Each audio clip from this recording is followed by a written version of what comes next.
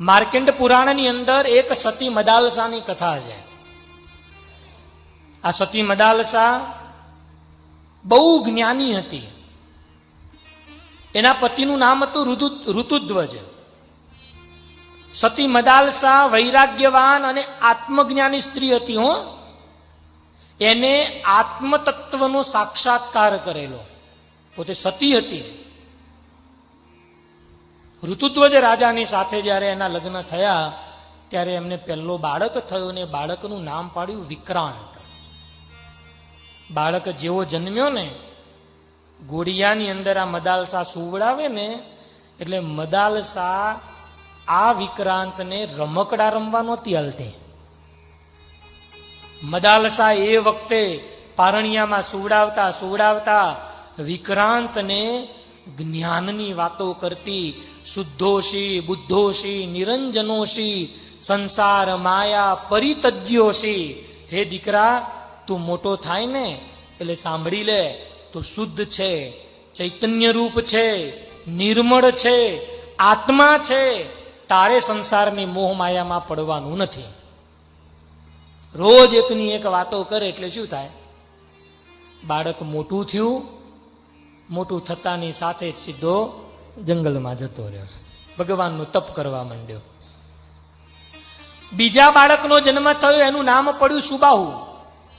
મદાલસાએ એવી રીતે એને પણ એ જ જ્ઞાન આપ્યું, તું શરીર નથી, તું આત્મા છે, આ બધું જ કલ્પિત છે, રાજ્ય બધી મોહ માયા છે, માટે જા ભગવાનનું ભજન કર, ભગવાનની ભક્તિ કર. એ પણ જંગલમાં જતો રહ્યો. ત્રીજો દીકરો થયો, એનું નામ પડ્યું શત્રુમર્દન.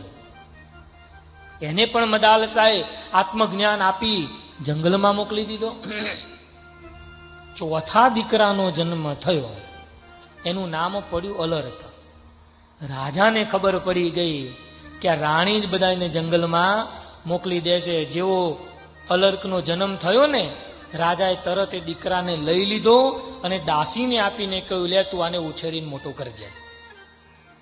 મદાલસાને ખબર પડી ગઈ કે દાસીના હાથમાં દીકરો ગયો એટલે હવે આ દીકરો સંસારમાં ફસાઈ જશે. મદાલસાએ ઋતુધ્વજ રાજાને વચન આપ્યું, જાઓ હું તમને વચન આપું છું, આ દીકરાને હું જંગલમાં જવા દઈશ નહીં. રાજાએ અલર્કને પાછો આપ્યો. મદાલસાએ એને રાજધર્મ શીખવ્યો, નીતિશાસ્ત્ર શીખવ્યું, પ્રજાનું રક્ષણ કરવું એ વાતો શીખવી. એ મોટો બની અને રાજ્યનો રાજા બન્યો. રાજા બન્યા પછી એકવાર અલર્ક સંસારમાં બહુ આસક્ત બની ગયો. હો, અને પછી તો એટલો આસક્ત બની ગયો ને કે સંસાર સિવાય એને બીજું કાંઈ દેખાવા ન માંડ્યું. સતી મદાલસાને ચિંતા થઈ. એને એક વીંટીની અંદર એક ચિઠ્ઠી લખીને મોકલી અને એમાં એવું લખ્યું કે દીકરા, જ્યારે દુઃખ પડે ને ત્યારે આ ચિઠ્ઠી તું ખોલજે. માના તરફથી જે સંદેશ આવ્યો હતો ને, અલર્કથી રહેવાનું નહીં. અને અલર્કે ચિઠ્ઠી ખોલી નાખી. ચિઠ્ઠીમાં એવું લખેલું કે ક્યારે પણ એક સરખો સમય રહેતો નથી. અલર્કની આંખો ઉઘડી ગઈ અને એને પણ ઘરનો ત્યાગ કરી અને જંગલમાં જઈ અને ભગવાનને ભજી લીધા. આ બાળક છે ને એ કોરા કાગળ જેવું છે. તમે જેવું ધારો, જેવું બનાવવું હોય એવું બની જાય.